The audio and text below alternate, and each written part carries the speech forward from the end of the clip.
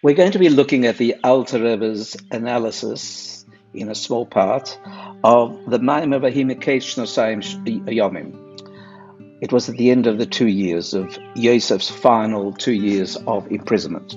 But at the beginning of this Maimer, which the Alter Rebbe is going to discuss, what is the spiritual equivalent of the Sar HaMashkim, the minister for liquor and alcohol generally in Egypt of old.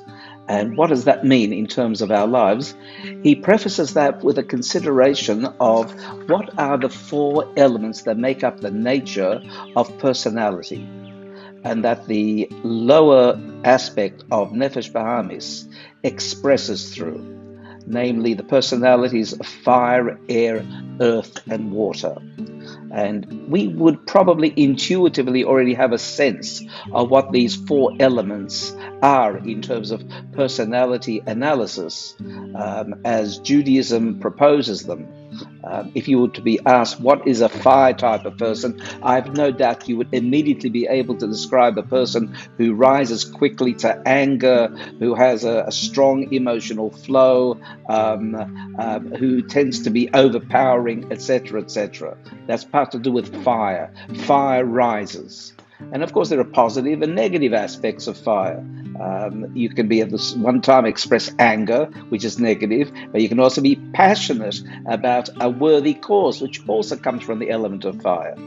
And the element of earth is, and you would guess, someone who is grounded, earthed. That could mean that a person is patient, sensible, well grounded in his or her life, but it can also mean laziness, depressive characteristics, etc. So each of these has certain characteristics. But the Alter Rebbe discusses these now in context of the Torah, and the way that they would be expressed in higher order aspects of our personality type. So the idea of fire and water relates to 2 parts of the body. The brain, which is cool, calculated, represents the moisture of water and the coolness of water. And fire is the element of heart, the idea of heat, generating heat, and these 2 have to coexist. Now, the way they can coexist is if there's a natural symbiotic relationship where the coolness and wetness of the water is able to extinguish the unrequired and the excess fire of the heart. And each one of us has had circumstances where we have forgotten ourselves, we let our heart run, and we said things that we were sorry for, and we rose in anger, God forbid, etc. Were we to take a little time and allow the brain to operate and allow the mind to be able to rationalize the circumstances, then the coolness of the mind would be able to depress the excess fire of the heart. And if it's to be discussed in even more spiritual terms of the Nefesh Elokis, the mind deals with the contemplation of godliness, and the heart deals with the wantingness to come close to Hashem. And again, they're interdependent. In order to satisfy the heart's thirst from the dryness of fire and the thirst for Torah, ultimate fulfillment for the Jewish soul, there has to be the provision of the coolness of intellect, mind, Torah learning in order to satisfy that thirst. So that's how we see it operating at that level as well. Why don't we spend a moment just introspecting about this in a meditative way, and that'll help us understand the Hasidic teaching, especially in Sefer Tanya, of Moach Shalit al Halev, namely that the mind should provide the direction for the flow of the heart. The mind should master the heart. So gently close your eyes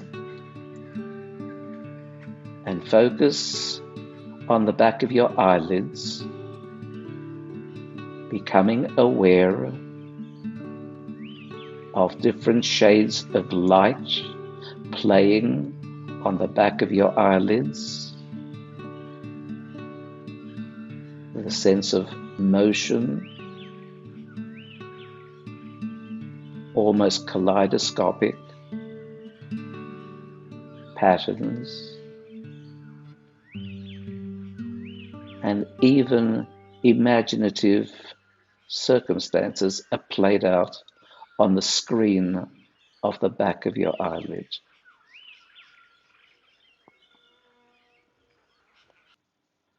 Think back in time to an occasion where your heart dominated in a manner which was embarrassing, improper, and which you're ashamed of. You might have raised your voice. You might have shouted. And later you were sorry for that. Allow that moment to play out in your mind. Recognize yourself back there. Hear yourself. Do you like what you hear? Of course not. But somehow, your mind wasn't able to master the moment of the heart wishing to get its way.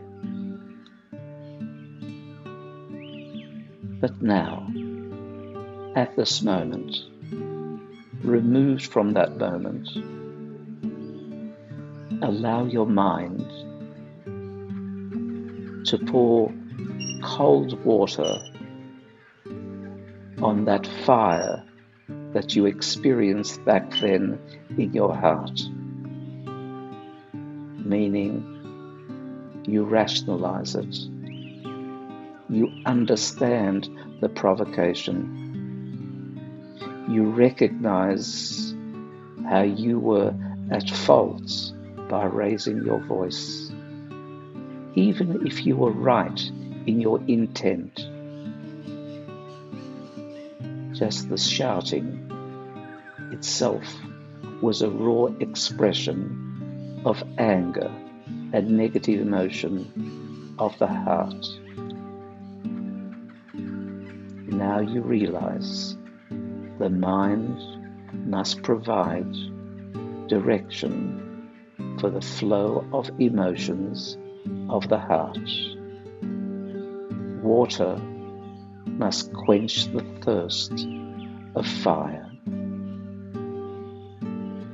Consider that and commit yourself to always pause a moment to allow that balance to take place whenever you feel yourself becoming thirsty within the heart. Make sure you draw down the coolness of the mind to neutralize it.